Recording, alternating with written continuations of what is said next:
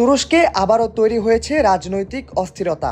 ইস্তাম্বুলের mayor এক্রেম ইমামোগলুকে গ্রেপ্তারের পর ব্যাপক বিক্ষোভ শুরু হয়েছে দেশজুড়ে। প্রেসিডেন্ট রিসেপ তাইয়েপ এরদোয়ানের বিরুদ্ধে স্বৈরশাসনের অভিযোগ তুলেছেন প্রতিবাদকারীরা। আন্তর্জাতিক মহলও কঠোর সমালোচনা করেছে এরদোয়ানের সরকারের। কেন এরদোয়ানকে স্বৈরাচার আখ্যা দিচ্ছেন তুরস্কের মানুষ, তার বেশ কিছু কারণও এসেছে বিশ্বমঞ্চের সামনে।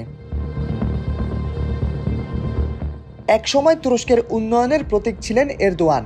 2003 সালে প্রধানমন্ত্রী হওয়ার পর অর্থনৈতিক অগ্রগতি ঘটান তিনি। এ সময় ইউরোপীয় ইউনিয়নের সঙ্গে সম্পর্কের উন্নতি ঘটে তুরস্কের। প্রধানমন্ত্রী থাকার সময় ব্যাপক উন্নয়ন হয়েছে তুরস্কের অর্থনীতি ও অবকাঠামোর, কিন্তু সময়ের সঙ্গে বিরোধীদের ওপর কঠোর হতে শুরু করেন তিনি।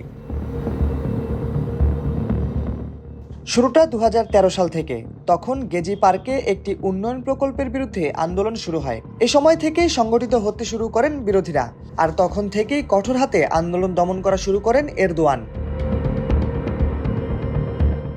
এরপর 2016 সালে এরদোয়ানকে উৎখাত করতে চেয়েছিল একদল সেনা। সে সময় ব্যর্থ অভ্যুত্থানের পর হাজার হাজার বিরোধী নেতা, সাংবাদিক ও সরকারি কর্মকর্তাকে গ্রেপ্তার করেন তিনি।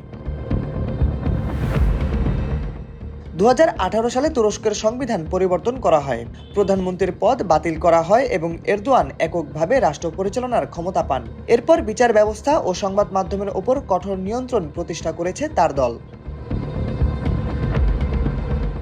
গত সপ্তাহে গ্রেপ্তার হয় ইস্তানবুলের মেয়র এক্রেম ইমামোগলু। তিনি দীর্ঘদিন ধরে এরদোয়ানের প্রধান রাজনৈতিক প্রতিপক্ষ হিসেবে পরিচিত। তার গ্রেপ্তারের পর হাজার হাজার মানুষ রাস্তায় নেমে আসে। প্রতিবাদকারীরা বলছেন, বিরোধীদের দমন করতেই এই ব্যবস্থা নিয়েছেন এরদোয়ান। তুরস্কে এখন স্বাধীন গণমাধ্যমের সংখ্যা খুবই কম। এরই মধ্যে সমালোচনামূলক সংবাদ মাধ্যম বন্ধ করে দেওয়া হয়েছে বা সরকার নিয়ন্ত্রণ করে নিয়েছে। এরদোয়ান সরকারের বিরুদ্ধে কিছু লিখলেই গ্রেপ্তার হচ্ছেন সাংবাদিকরা। ইমামোগলুর গ্রেপ্তারের পর আটক হয়েছেন অন্তত 9 জন সাংবাদিক। ইস্তাম্বুলের মেয়র গ্রেপ্তারের ঘটনায় ক্ষোভ বাড়ছে জনগণের মনে।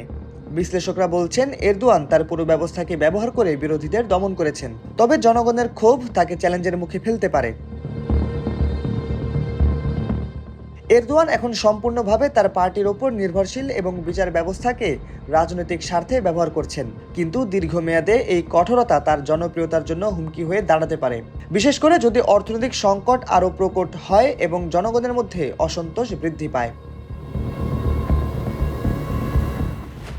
শাহরিয়ার আহমেদ, সময়ের আলো।